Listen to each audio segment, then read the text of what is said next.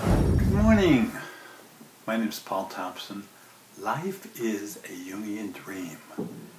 Everything in the world around us is a representation of our conscious and unconscious mind.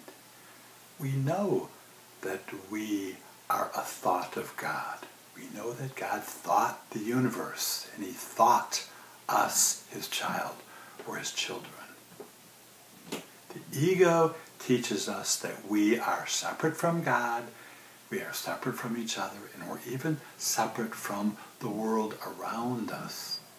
We're taught to react to the world, to take things personally, that we have to prove ourselves to our Divine Father in order to get back and be worthy enough to be accepted into His presence. All of that is a trick of the ego to keep us imprisoned in 3 dimensions.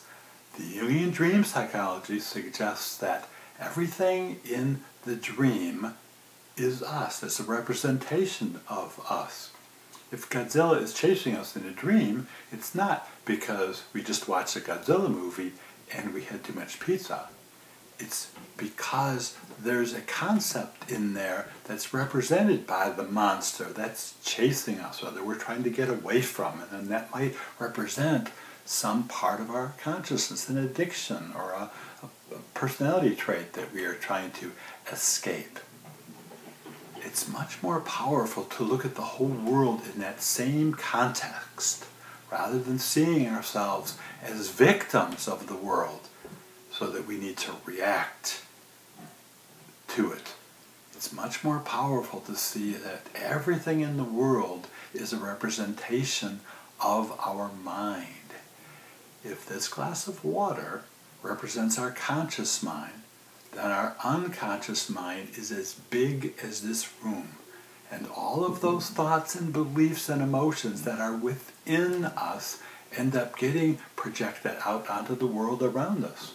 We can barely see the people around us, even those that we love, because we're so busy trying to let go and resolve our unconscious issues. We project that onto the people around us, and they're projecting onto us. So we're living in this fantasy world. As long as I have unresolved abandonment issues within myself, or unworthiness issues, then I'm going to see other people's reactions to me as such, and then they will treat me as such. And then we're lost in this back and forth playing out of our unconscious, not minds. And we see this occasionally, but we fall right back into it. The Buddhists have a good idea that we aren't separate from the problem, that to solve it, that we need to become one with it.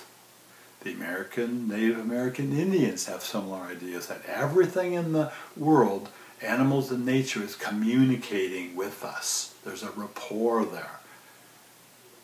We can interact with the world, but it's much better if we're looking at everything as a teaching moment.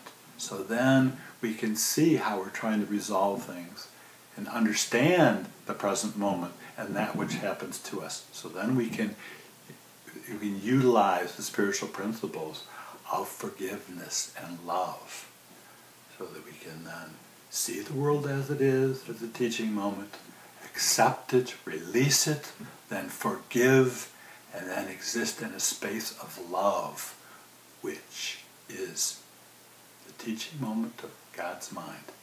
Have a blessed day.